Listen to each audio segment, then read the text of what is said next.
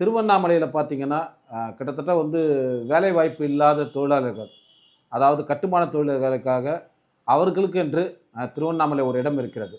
அந்த இடம் என்னவென்று பார்த்தால், திருவண்ணாமலையுடைய மையப்பகுதியான சின்னக்கடை தெருவில் உள்ள கங்கையம்மன் கோயில் ஆலயத்துக்கு முன்பு தினசரி தொழிலாளர்கள் வந்து நிற்கிறார்கள். ஏனென்றால், அவர்கள் வாழ்வாதாரத்தில் இன்று கூலி வேலைக்கு சென்றால்தான் அவர்களுக்கு வந்து பிழைப்பை நடத்த முடியும். அந்த அளவுக்கு அடித்தட்டு மக்கள்.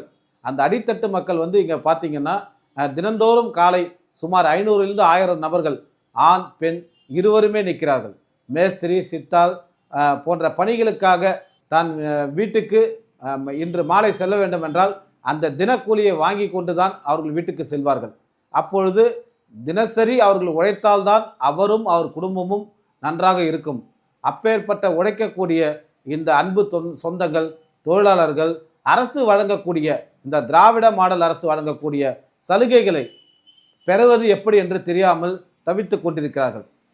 உதாரணத்துக்கு சொல்ல வேண்டுமென்றால், காலை முதல் மாலை வரை வேலை செய்து வருகிறார்கள். திடீரென்று எங்கேயோ ஒரு இடத்தில் மாடியிலிருந்து தவறி விழுவதோ அல்லது கை கால் அடிப்படுவதோ ஏதோ ஒரு விபத்து ஏற்படும் போது அவர்கள் தினசரி உழைத்து தன் சம்பளத்தை வீட்டில் கொடுத்தால்தான் அவர்கள் வாழ்வாதாரம் என்னும்போது, ஒரு மாதம் கை கால் உடைந்தாலோ அல்லது இறந்தாலோ அந்த குடும்பம் நடுத்தெருவில் நின்றுவிடும். அதனால் அந்த குடும்பம் நடுத்தெருவில் நிற்காமல் இருக்க வேண்டும் என்றால், விபத்து ஏற்படும் பொழுது அந்த விபத்தை தெரியப்படுத்த வேண்டும் அரசாங்கத்துக்கு. எப்படி தெரியப்படுத்த வேண்டும் என்றால், முதலில் நீங்கள் அமைப்பு சாரா தொழிலாளருடைய கார்டினை, அடையாள அட்டையை பதிவு செய்ய வேண்டும். நீங்கள் எங்கு வேண்டுமானாலும் பதிவு செய்யலாம். எளிய முறை வழி செய்து உள்ளார்கள்.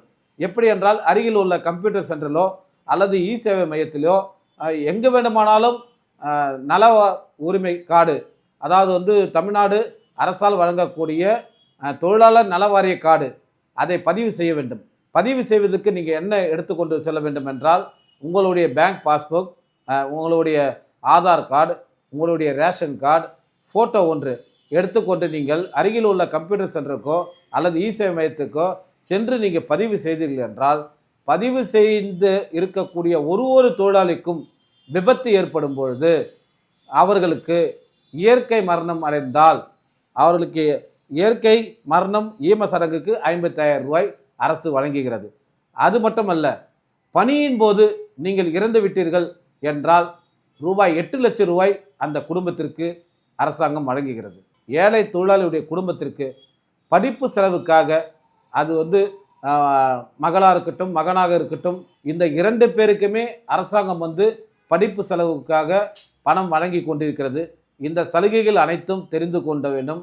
தெரிந்து கொண்டு பதிவு செய்தவர்கள் பயனடைய வேண்டும். பதிவு செய்யாதவர்கள் தயவு செய்து அருகில் உள்ள கம்ப்யூட்டர் சென்டருக்கோ அல்லது இ சேவை மையத்திற்கோ அணுகி தொழிலாளர் நல வாரிய அட்டையை பதிவு செய்யுமாறு தாழ்மையுடன் கேட்டுக்கொள்கிறேன். நன்றி.